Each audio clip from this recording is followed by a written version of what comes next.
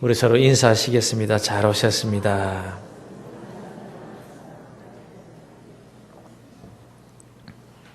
우리 서로 보니까 안 좋습니까? 원수 같습니까? 원수라도 원수를 사랑하라. 그랬으니까 사랑합니다. 한번 다시 한번 정말 우리 사랑을 가지고 사랑합니다. 고맙습니다. 네. 여러분, 이 세상에서 제일 복잡한 것이 있다면 뭐가 제일 복잡하겠어요? 복잡하고 이해하기 어려운 문제들이 참 많겠죠. 그러나 제게 정말 복잡한 것이 뭐냐 묻는다면 한마디로 세상에서 제일 복잡하고 어려운 문제는 사람이다. 사람. 사람만큼 이해하기 어렵고 사람만큼 복잡하고 사람만큼 다루기 힘든 존재가 이 세상에 없다고 생각합니다. 그리고 직업 중에 제일 어려운 직업이 무엇인가? 뭐 같습니까? 이렇게 묻는다면 저는 이렇게 대답하겠습니다. 사람을 다루는 직업. 얼마나 다양하고 얼마나 복잡하고 얼마나 어려운지 몰라요. 100이면 100, 1000이면 1000. 다 달라요. 다 달라요.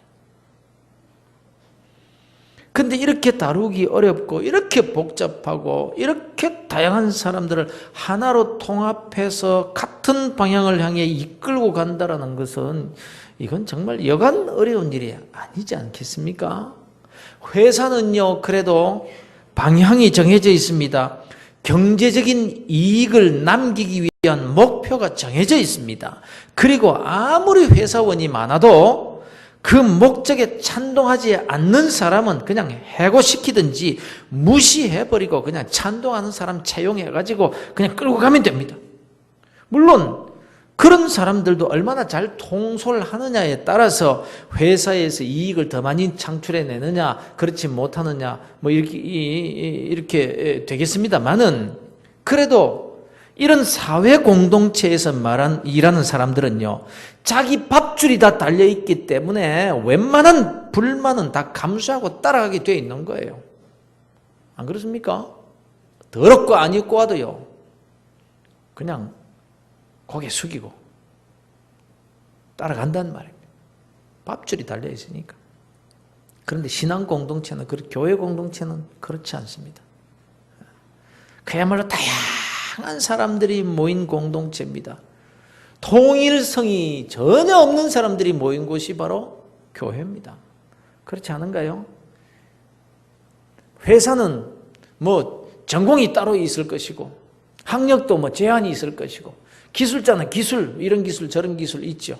그러나 교회는 다양한 사람들, 지식이 있는 사람, 지식이 없는 사람, 뭐 직업도 얼마나 다양해. 세상에 있는 모든 직업의 사람들은 다 들어올 수 있고 그의 성격도 목표도 뭐 경제적인 수준도 생각도 삶의 방식도 다 지식도 경제적인 수준도 삶의 가치관이나 뭐 살아가는 방법도 다 다른 사람이 얼마든지 들어올 수 있는 것이 바로 교회 공동체입니다. 그래서 뭐 들어와서도 뭐 누가 뭐라 그러든 자기 주장을 굽히지 않을 수 있는 공동체. 그렇다고 누가 뭐 어떻게 할 수 없는 공동체. 그러니 이런 다양한 사람들이 모인 그 공동체를 통합해가지고 하나의 방향으로 이끌고 간다는 것이 얼마나 어렵겠느냐는 말씀입니다. 어떤 의미에서는요, 정말 거의 불가능한 일이라고 할 수 있는 거예요. 그럼에도 불구하고 오늘날까지 특별한 경우를 제외하고는 교회가 오히려 세상의 그 이익단체보다 훨씬 더 하나가 된 공동체로 존재해 올 수 있었던 이유. 그게 뭡니까? 말씀 때문입니다. 말씀. 아무리 다양한 사람들이 모여도 아무리 달라도 우리 그리스도인들은 말씀 안에서는 하나가 될 수 있다는 것입니다. 그렇습니다. 교회 공동체는 이 하나님의 말씀, 주님의 말씀 안에서 우리는 모든 것을 통일시킬 수 있고 또 그래야만 하는 공동체가 바로 교회입니다. 그런 거로 우리 그리스도인들은 끊임없이 말씀으로 돌아가야 됩니다. 말씀으로. 끊임없이 나 자신을 말씀에 맞춰야 됩니다. 내 생각도, 내 지식도, 내 가치관도, 내 삶의 방식도 말씀에 복종시키려고 애쓰는 노력이 있어야 된다는 것입니다. 이것이 바로 신앙생활이에요. 신앙생활이 뭐냐? 그냥 모여서 그냥 놀고 친교나 하고 그게 아니에요. 끊임없이 나 자신을 말씀에 맞추어 가는 그런 삶을 사는 것이 바로 교회이고 그것을 가르쳐서 신앙생활이라고 천국 가는 순간까지 이 땅에 존재해야 되는 이유가 바로 거기에 있는 것입니다. 오늘 우리는 이 본문의 말씀 속에서 아주 중요한 신앙인의 모습을 배울 수가 있습니다. 내 성격이 어떻든지 내 환경과 내 지식 수준이 어떻든지 간에 내 생각이 어떻든지 지금까지 어떤 모습으로 살아왔든지 간에 이제 오늘 주시는 이 말씀에 나 자신을 복종시키기 위해서 애쓰고 힘써야 된다 하는 그런 말씀이 되겠습니다. 본문은 세 가지의 생활의 덕목을 말씀하고 있습니다. 첫째가 기쁨의 삶이고 두 번째가 관용의 마음이고 세 번째가 기도 생활입니다. 이제 우리가 이 믿음의 덕목들을 살펴보면서 나 자신을 이 말씀에 복종시키는 그런 은혜가 있기를 바랍니다. 뭐 남볼 것 없습니다. 오늘 이 말씀은 바로 누구에게 주시는 말씀이 아니라 바로 나 자신에게 주시는 하나님의 말씀이기 때문입니다. 그러므로 나 자신이 은혜 받게 되기를 주 예수 그리스도 이름으로 축원합니다.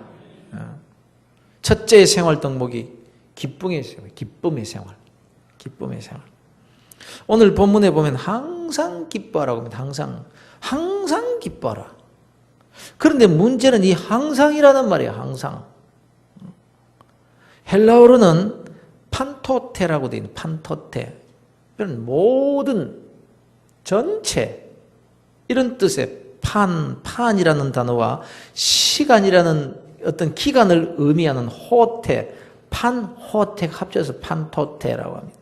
다시 말씀드리면 모든 시간, 순간순간뿐만 아니라 연속된 모든 시간 전부를 말하는 그런 단어가 됩니다. 그런데 여기에 문제가 있습니다. 어떻게 사람이 이렇게 항상 기뻐할 수가 있습니까? 미친 사람이 아니고는 어떻게 이렇게 항상 기뻐할 수 있을까요? 그런데 또 이 기쁨이라는 게 누가 시킨다고 뭐 기뻐할 수 있는 것도 아니고 내가 기뻐하겠다 뭐 결심한다고 해서 저절로 기쁘게 되는 것이 아니지 않습니까? 그것도 항상 말입니다. 근데 말이에요. 성경에 그렇게 하라고 기록되어 있다는 게 성경에 그렇게 하라고 기록이 되어 있다. 무슨 말씀입니까? 하나님이 그렇게 하라고 명령하셨다라는. 그러면 우리 하나님을 잘 아시지 않습니까? 하나님은 사랑이십니다. 우리를 너무너무 사랑하십니다. 우리를 그렇게 사랑하시는 분이 우리가 할 수도 없는 능력이 되지도 않는 것을 시켜놓고 너 왜 못해? 그러면서 올무를 걸어놓고는 우리를 야단치시고 벌 주시고 그러시는 분이시겠습니까? 하지도 못하는 일을 시켜놓고 너 왜 못해? 하나님이 그렇게 하시겠느냐는 말씀입니다. 고린도전서에 보면 이런 말씀이 있죠. 오직 하나님은 미쁘사 너희가 감당하지 못할 시험당함을 허락지 아니하시고 시험당할 즈음에 또한 피할 길을 내사 너희로 능히 감당하게 하시느니라. 어떤 시험이라도 여러분이 어떤 시험을 지금 만나고 계시는지 모르겠습니다만 어떤 시험이라도 하나님은 감당치 못할 시험당함을 아예 처음부터 허락하지 않으신다는 거예요. 감당할 수 있도록 해주신다는 거예요.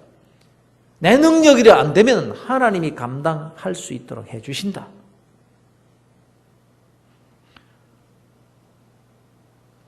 이게 무슨 뜻입니까? 나는 할 수 없어요. 정말 나는 불가능해요. 그런데 가능한 유일한 이유는 그분이 그 전능자 하나님께서 감당하게 해주시기 때문에 바로 여기에 해답이 있을 뿐이다 라는 것입니다. 하나님은 우리가 하지 못할 일을 하라고 시키시는 분이 절대로 아니십니다. 하나님은 사랑이시고 하나님 약속을 꼭 지키시는 분이시기 때문에 하나님께서 항상 기뻐하라고 하셨으면 우리는 항상 기뻐할 수 있다라는 말이 되는 겁니다.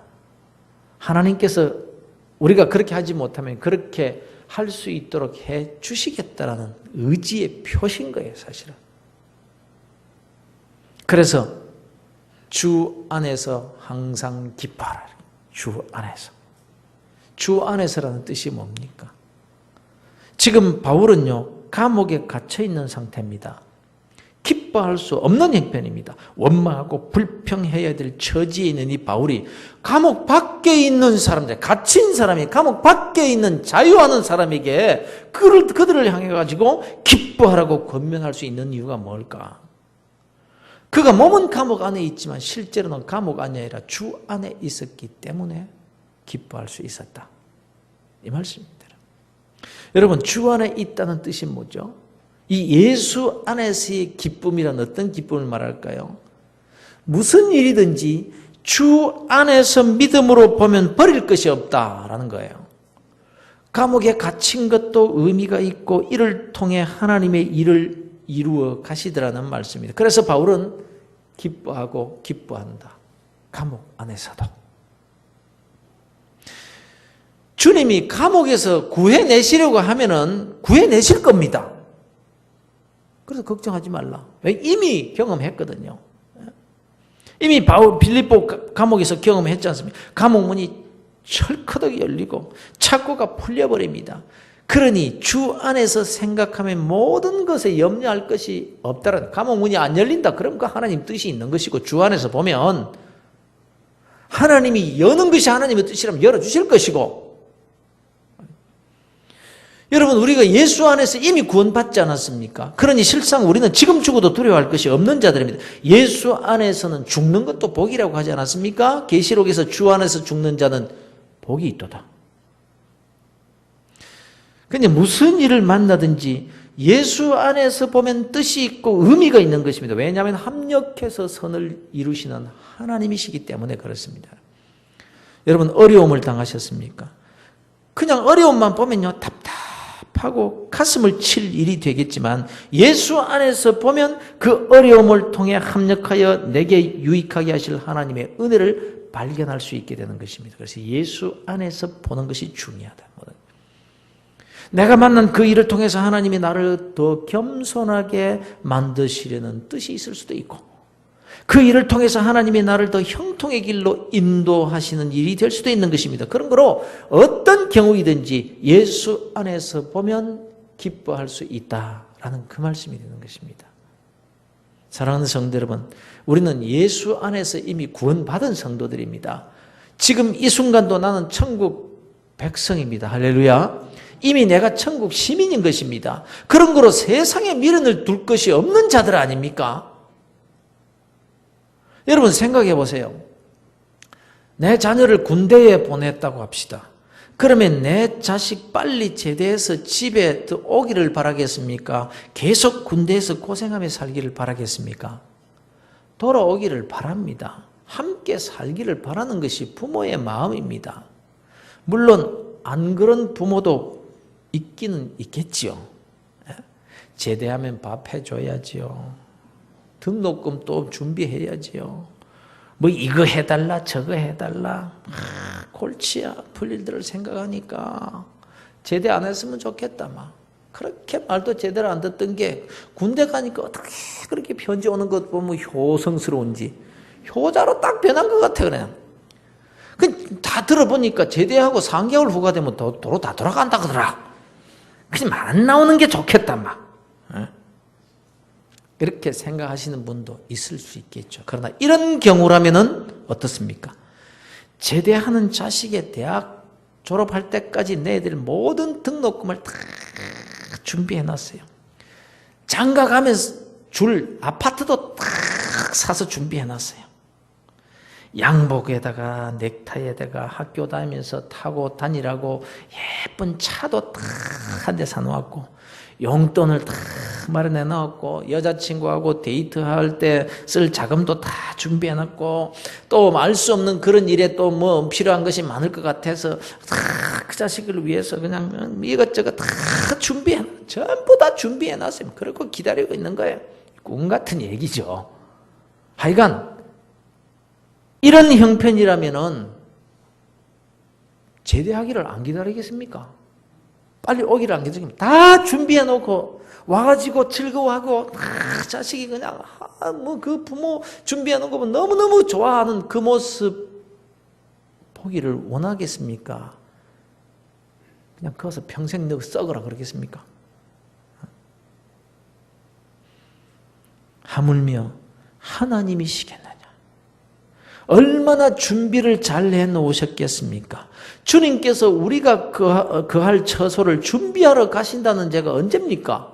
2000년 전에 올라가셨습니다. 2000년 동안 우리가 살 집을 준비하신다면 얼마나 잘 지어가지고 준비해서 놓으셨겠습니까? 나보다 나를 더 사랑하시는 우리 하나님께서 그렇게 준비해놓고 이제 우리가 들어가면 그냥 영생토록 우리 주님과 함께 아름답게 행복하게 그렇게 살 것인데 그 모습 보시고 싶지 않겠어요? 우리를 얼마나 자신의 독생자 예수 그리스도를 십자가에 내 주시기까지 죽이시기까지 그렇게 우리를 사랑하시는데 이 땅에서 고생하는 것 보시고 그대로 거기 계속 살아라 그것이겠습니까? 그러니 그럼에도 불구하고 아직 내 육체를 이 땅에 두고 살게 하실 때는 뜻이 있지 않겠느냐라는 거예요. 하나님의 뜻이. 그런 거로 예수 안에서 보면요. 모든 일에 하나님의 뜻이 다 있는 것입니다. 그래서 모든 일에 다 의미가 있는 것이고 거기에 하나님의 간섭하시고 지키시고 합력하여 선을 이루고 계시는 뜻이 있는 것입니다. 그러니 예수 안에서는 우리가 기뻐할 수가 있다 이런 말씀입니다. 그런데 더 중요한 사실이 뭐냐? 고난도 슬픔도 어려움 가운데서도 예수 안에서 말씀에 순종하여 기뻐할 수 있도록 우리 하나님께서 그 환경을 바꿔주시든지 아니면 믿음을 갑절로 주시든지 해서 기쁨이 샘솟게 해주신다라는 것입니다. 어떻게 해요? 그리하면 모든 지각에 뛰어난 하나님의 평강이 그리스도 예수 안에서 너희 마음과 생각을 지키시리라. 하나님의 평강. 내가 너희에게 주는 것은 세상이 주는 것 같지 않으니라.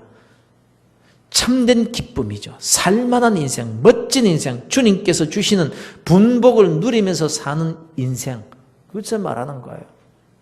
이 예수 안에서의 기쁨이 여러분의 삶에 충만하게 되시기를 주 예수 그리스도 이름으로 축원합니다. 예수 안에서의 그 기쁨. 두 번째는 우리가 가져야 될 생활 덕목은 관용의 덕목입니다. 관용.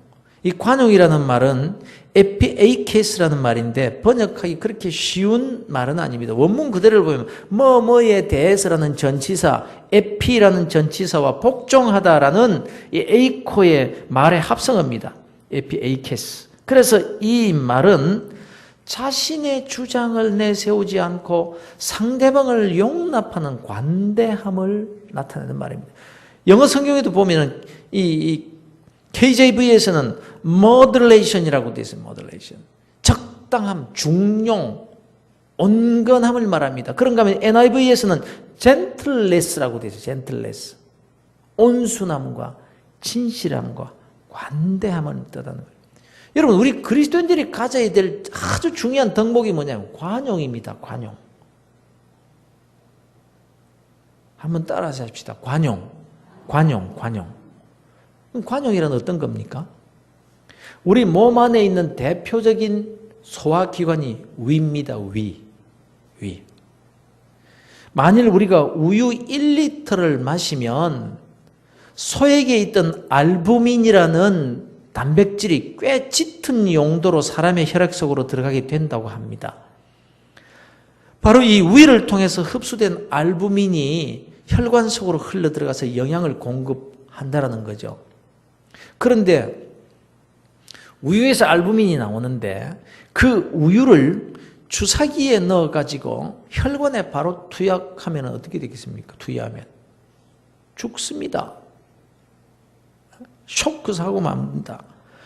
그러나 이 소의 알부민이 위 안에 들어가면, 우유가 위 안에 들어가면 우리의 몸과 조화를 이루어 가지고 몸 속으로 자연스럽게 흡수가 된다는 것입니다. 이렇게 위 속에는 이물질이 들어가도 함께 공존할 수 있게 하는 생물학적인 장치가 되어 있다는 것입니다. 바로 이 생물학적인 장치를 일컬어서 의학적인 용어로 톨러런스라고 한답니다. 톨러런스, 관용, 용인, 아량, 이런 뜻을 쓰고 있다는 거예요. 의학적용어로.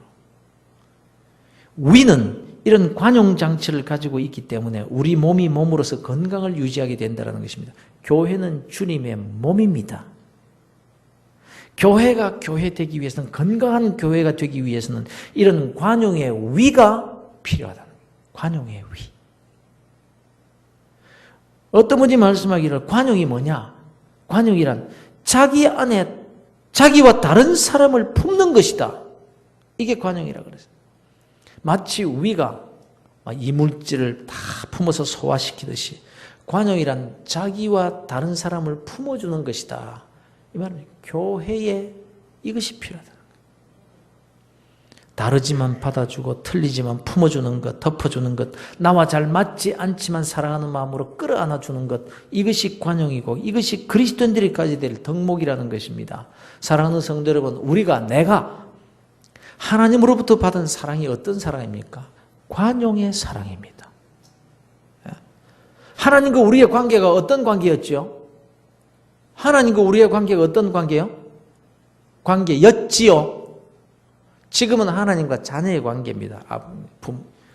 하나님과 우리의 관계는, 원래 관계는 뭐죠? 원수. 그럼에도 나를 있는 그대로 받아주신 것입니다. 내 죄를 죄로 갚지 않으시고 내 허물을 허물대로 갚지 않으시고 법대로 처리하지 않으시고 나의 죄를 관용으로 덮어주셔서 이 자리에 지금 우리가 나와 있을 수 있게 된 것입니다. 내 죄를 덮어주셔서, 관용으로 덮어주셨다. 무엇으로 덮어주셨습니까? 우리 죄를 예수 그리스도의 보혈의 피로 덮어주셨습니다. 그래서 예수 그리스도의 피가 뭐냐? 관용의 피인 거예요. 관용의 피. 우리가 용서받을 만해서가 아니라 있는 그대로 하나님께서 관용으로 받아주셔서 예수님의 피로 덮어, 관용의 피. 이유 없습니다. 하나님이 나를 불쌍히 여겨주시는 그 은혜뿐인 것입니다. 그래서 시편 103편에서 말씀하기를 우리의 생명을 파멸에서 구해내시고 인자와 긍휼로 관을 씌우셨다고 그랬어요. 긍휼로 불쌍히 여겨주시는 그 하나님의 관용의 관용의 모자를 씌워주시다. 그런데 이제 주님께서 저와 여러분에게 이렇게 말씀하시는 겁니다. 이제 너도 형제를 관용으로 받아주거라. 내가 거룩하니 너희도 거룩하라. 내가 너희를 관용으로 받아주었으니 너희도 서로 관용으로 받아주어라. 그런데 오늘날 교회 안에서 관용이 너무너무 없습니다. 교회마다 분쟁이 일어나는 교회마다 보면 관용이 없습니다. 죄인들이 모였는데요, 관용의 덕목이 없으면요, 어떻게 교회가 평안하겠습니까? 무엇으로 하나가 되고 무엇으로 같이 공동체를 위해서 주님이 기뻐하시는 쪽으로 같이 갈 수 있겠습니까? 다 다른데요. 교회가 하나 되고 교회가 은혜로 우리 하나님께서 원하시는 그 아름다운 공동체가 되어서 주님이 원하시는 방향으로 함께 가기 위해서는 관용의 덕이 있어요. 이것으로 덮어주지 않으면, 이것으로 품어주지 않으면, 이것으로 함께하지 않으면요, 교회는 교회 될 수 없는 거예요. 그런데 오늘날 사람들이 똑똑해서 그런가 봐요. 많이 배워서 그런가 봐요. 관용이 없어요.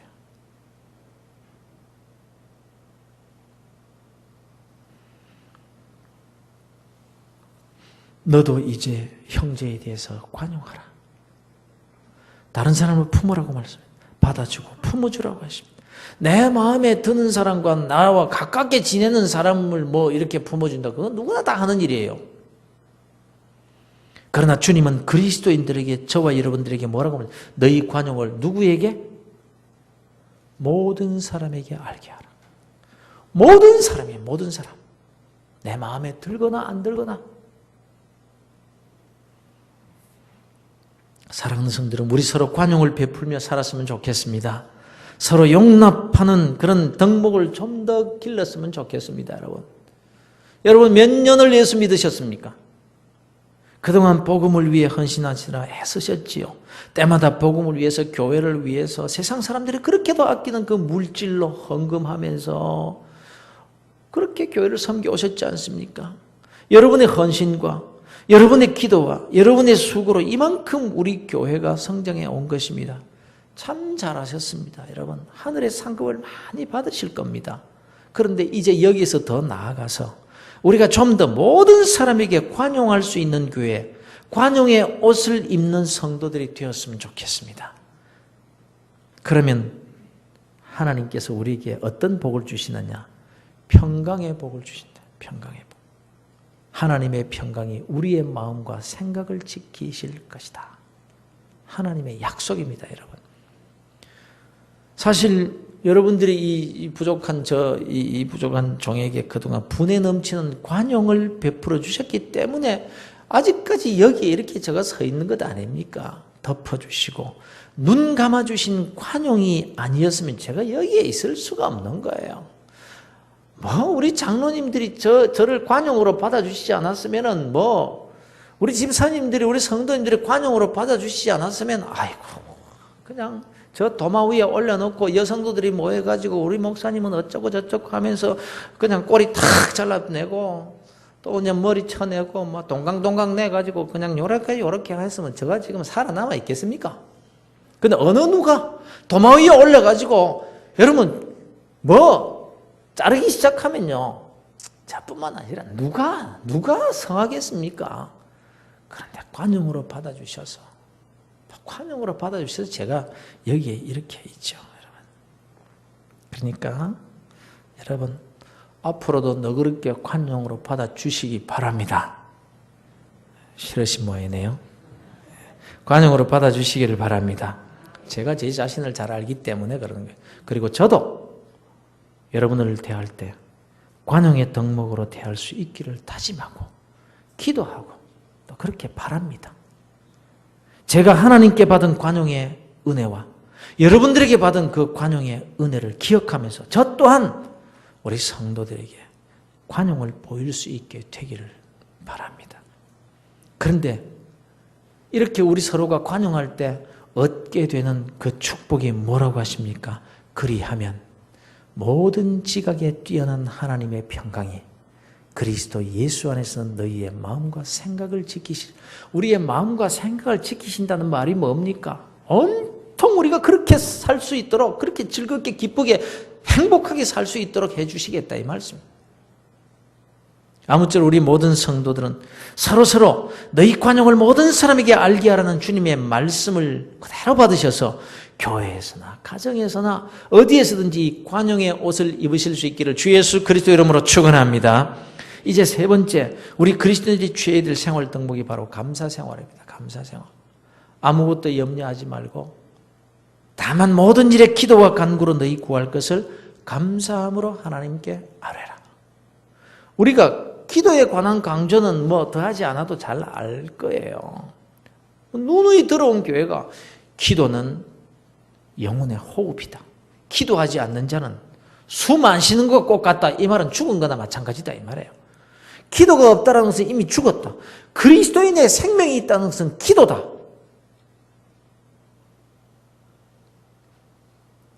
여러분 기도의 사람들이 되시길 주의 이름으로 축원합니다. 그런데 기도를 하되 감사함으로 기도하라. 감사함으로 기도하라.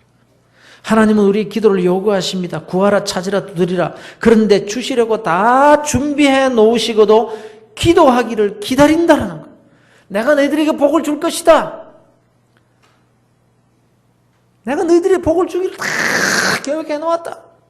광야에서 너희들 그렇게 어렵게 사는 것도 내가 마침내 너희들에게 복을 주려고 내가 다 그렇게 훈련시킨 것이다. 내가 복을 손에 들고 있느니라. 내가 너희에게 복을 줄 것이니라. 그러나 이스라엘은 기도해야 받으리라. 다 준비해 놓고 계시지만 기도하지 않으면 못 받아요. 그래서 기도해야 돼요. 기도해야 돼요. 그러나 여기에서 더 나아가서 구하되 감사함으로 기도하라. 여기서 얻는 축복이 어떤 축복인가? 기도의 응답을 넘어서서 그리하면 모든 지각에 뛰어난 하나님의 평강이 그리스도 예수 안에서 너희 마음과 생각을 지키시리라. 이것 때문에 기도 응답 받는다고 좋은 겁니까? 하나님 아버지 저에게 1억을 주시옵소서. 1억을 받았다고 합시다. 기도 응답 받은 거죠. 근데 그 돈 때문에 내가 망하게 되고 그 돈 때문에 죄짓게 되고 그 돈 때문에 싸우고 다투고 집안이 엉망이 되고 내 자식이 망한다면 그게 축복입니까?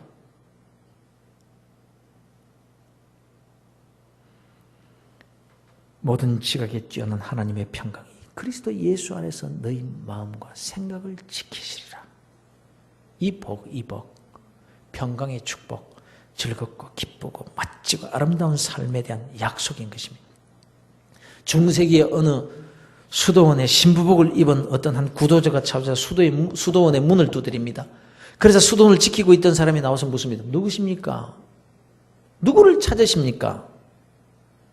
이때 이 구도자가 대답하기를 저는 평안을 찾아왔습니다. 평안을 찾아왔습니다.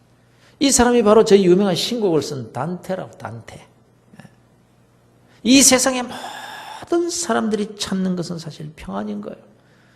명예를 얻어도, 내가 가질 만한 거 다 가져도, 좋은 집에 살아도, 우리가 궁극적으로 원하는 것은 평안이에요. 평강의 축복이에요. 평강의 축복. 공부를 해서 지식을 얻고자 하는 것도, 많이 벌어서 모으려고 하는 것도 결국은 평안을 얻기 위한 노력들인 거예요. 좋은 집에 잘 갖추어진 그런 집에서 살고자 하는 것도 평안을 누리기 위해서. 그러나 배운다고 평안이 오는 것도 아니고 가졌다고 얻는 것도 아닙니다. 안다는 것이 더 갈등하게 하고 가졌다는 것이 더 불행하게 만드는 일들이 얼마나 많습니까? 그러나 주님께서 말씀하십니다. 평안을 너희에게 끼치노니 곧 나의 평안을 너희에게 주노라. 내가 너희에게 주는 것은 세상이 주는 것 같지 아니하니라. 너희는 마음에 그래서 근심하지도 말고 두려워할 것도 없느니라. 돈 없다고? 사람들이 알아주지 않는다고? 직분지 직책이 높지 않다고? 걱정하지 마. 그런 것은 세상이 주는 것이지. 그러나 그런 것에서 너희들이 평안을 얻을 수 있을 것 같으냐? 아니야. 내가 주는 것은 세상이 주는 것 같지 아니라, 돈이 주는 것 같지 아니라, 명예가 주는 것 같지 아니라, 세상 사람들이 그렇게도 자꾸 찾는 그거 얻는다고 거기서 평안을 얻을 수 있는 것이 아니라 내가 너희들에게 주겠다. 여러분, 돈이 필요하십니까? 그럼 왜 돈을 원하시죠? 그 돈으로 뭘 하시려고요? 이렇게 생각합시다. 돈을 많이 벌어서 좋은 집을 사서 사는데 그 집 안에서 맨날 싸우고 근심하고 자식들이 돈 때문에 원수가 되고 하고 한 날 눈물 뿌리며 사는 것, 이것과 집은 없이 살아도, 집은 사글세방에 산다고 할지라도 그 안에서 걱정도 없이 늘 웃으면서 가족들이 감사하면서 사는 것 중에서 선택하라고 한다면 어느 쪽을 선택하시겠습니까? 아이고 목사님 그 말이라고 하십니까? 저는 좋은 집에서 살면서도 그냥 근심 없이 편하게 살기를 원합니다. 그렇게 살기를 바랍니다. 그런데 구태여 두 가지 중에 선택하라고 한다면 후자 아니겠어요? 잠언의 말씀 그대로 말입니다. 마른 떡 한 조각만 있고도 화목하는 것이 제육이, 그냥 고기가 집에 잔뜩 쌓아놓고 다투는 것보다 나으니라. 우리에게 걱정이 있고 염려가 되는 문제를 다 가지고 있습니다. 그래서 기도해야 돼요. 또 우리가 나름대로 기도 생활을 하고 있습니다. 그런데 오늘 말씀은 기도할 때 감사함으로 하라. 감사함으로 하라. 주님 힘이 듭니다. 너무너무 괴롭습니다. 그러나 이 어려움과 아픔을 통해서 저를 더 성숙하게 해주실 우리 주님의 뜻이 있는 줄로 믿고 제가 감사를 드립니다. 주님 이번에 손해를 너무너무 많이 봤습니다. 속이 너무 상합니다. 힘이 들어서 견딜 수가 없습니다. 그러나 이 일을 통해서 나를 더 겸손하게 만들어주시고 결국은 합력하여 선을 이루어서 더 큰 축복의 자리로 인도해 주실 걸 내가 믿기 때문에 하나님 감사합니다. 내가 어려운 일을 당할 때 감사하라고 한다면 그렇게 감사할 수밖에 없는 것 아니겠어요? 근데 그렇게 해라. 그럴 때 하나님께서 우리에게 주시는 약속이 뭡니까? 내가 너희에게 평안을 주리라. 지각에 뛰어나신 하나님께서 내가 무엇 때문에 아파하고 내가 무엇이 부족해서 힘이 들어 하시는지 다 아시는 그 하나님께서 나의 신음소리까지 다 들으시는 지각에 뛰어나신 하나님께서 하나님의 평강으로 세상이 주는 것 같지 않은 그 평강으로 하나님께서 주시는 평안, 그 아름다운 은혜의 삶을 그에게 살도록 해주시겠다라는 것입니다. 여러분 돈이 필요하지요. 돈이 필요하지요.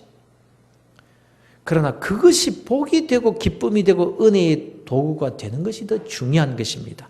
많이 가졌느냐 적게 가졌느냐가 중요한 것이 아니라 가진 그것으로 평안을 누리고 아름답게 복되게 정말 감사가 넘치는 그런 삶을 사는 것이 더 중요한 것 아니겠느냐라는 것입니다. 그래서 그것이 돈이든 명예든 자녀 문제되니까 그것으로 인해서 내 속에 평안이 넘치는 축복을 여러분들이 다 받아 누리게 되시기를 주 예수 그리스도 이름으로 축원합니다. 지금부터 그래서 시작하십시오. 시작하십시오. 감사의 기도부터 시작하시길 바랍니다. 범사에 감사하라. 모든 일에 감사하라. 시작하십시오. 슬픔 가운데서도 감사를 시작하십시오. 감옥 한가운데서도 감사로 찬송하십시오. 감옥 문이 열리게 되면은 그것도 은혜요. 감옥 문이 열리지 않는다고 할지라도 거기에 하나님의 뜻이 있음을 믿고 더욱 감사하시길 바랍니다. 감옥 문이 열려서 석방되는 것만이 하나님의 뜻일까요? 빌립보 감옥에서 바울은 감옥 문이 착착착 착고가 다 풀렸지만 거기서 안 나갔습니다. 오히려 더 큰 하나님의 은혜가 그에게 임했습니다. 그것이 뭡니까? 구원의 역사. 그로 말미암아 간수가 구원을 받고 그 집안이 다 구원을 받고 하나님께서 그 일을 통해서 놀라운 일을 이루시더라. 사랑하는 성도 여러분, 그렇습니다. 감사의 기도부터 시작하시기를 주의 이름으로 축원합니다. 그리고 관용하자. 있는 그대로를 받아주자. 이게 잘 안 되겠죠.